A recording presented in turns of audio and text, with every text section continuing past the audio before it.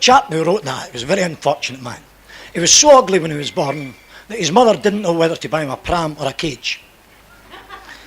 And they were so poor they couldn't afford laxatives. His mother used to sit him in the pole and tell him ghost stories. Which accounted for one beautiful song he wrote, which went something like, there was something in the air that night, the smell of Fernando. See the shirt? It's all the places I was on my recent tour. Berlin, Peterhead, Sauchten, Wormwood Scrubs, Greece. Yes, I did a tour of Greece. I fell in a chip pan.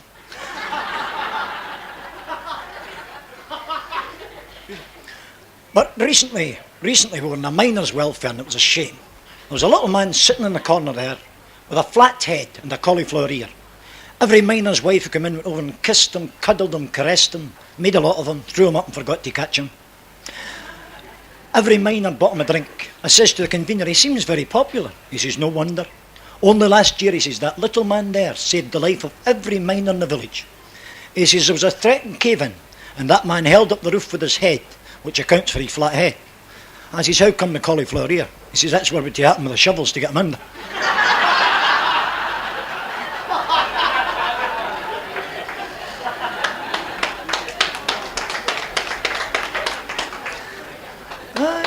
He had a bottle of soda water in there, you know, and he just kept on drinking this whiskey. And so, then he says to the barman, he says, hey, can I use your toilet? Barman says, of course you can, you're a customer. I says, but you see, I'm in salts. He says, no matter, you use it. So the guy took his bottle and his glass with him. I don't think he trusted me, you know. And he went into the toilet, and we heard this crash, thud, wallop, bang. Well, the walls were shivering and shaking. 20 minutes later he came out and he was just covered in Schweppes and everything, you know. Barman says, what kind of salts are you on? He says, summer salts. Somebody asked me if I would sing a Sydney Devine song. Well, I will. Strike that from the record. Yodel, yodel, yodel, yodel, yodel, yodel.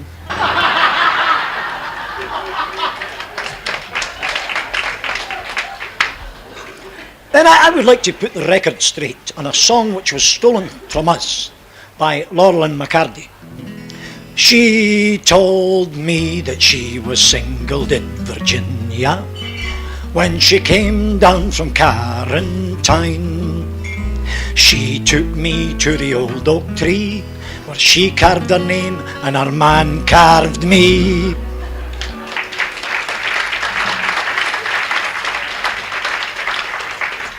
I was over in the Isle of Man there, and I noticed in their guidebook that Robert the Bruce visited the island in 1313, on which occasion he smashed up Russian Castle.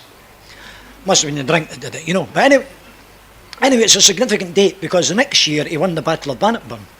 Very significant. It shows the advantage of an Isle of Man holiday.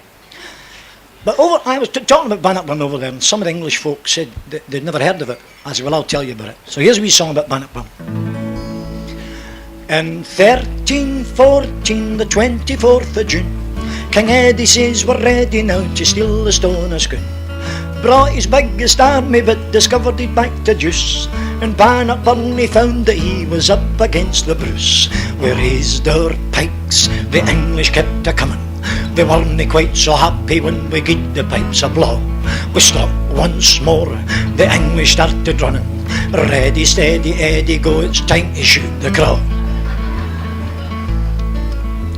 We had a bowl of porridge and a wee bit pinch of salt, drank a drop of whiskey and it was the finest malt. Each had on a tammy and we wore the full of bags. Eddie was in terror when he saw the hairy legs. We raised our pikes, the English kept a-coming. They weren't quite so happy when we gied the pipes a blow. We stopped once more, the English started running. Ready, steady, Eddie, go, it's time to shoot the crow. Poor King Edward nearly had a fit when he saw his cavalry had landed in a pit. His men looked up for the trap that Bruce had built. They were shocked to find out what was worn below the kiln. We raised our pikes, the English kept a-coming. They weren't quite so happy when we gied the pipes a blow. We stopped once more, the English started running. Ready, steady, Eddie, go, it's time to shoot the crow. He sent for the archers, a group of country folk. The Erd and the Bird, what a funny way they spoke. With those archers Eddie had a go. They didn't last as long as the ones on radio. We raised our pikes, the English kept a-comin'. They weren't quite so happy when we gied the pipes a blow. We stopped once more, the English started running. Ready, steady, Eddie, go, it's time to shoot the crow. On the fastest horse you ever saw, Eddie, he went racing o'er the border and the wall. He was fond of Scotland, but he never did return. He didn't like the welcome he'd received at Bannockburn.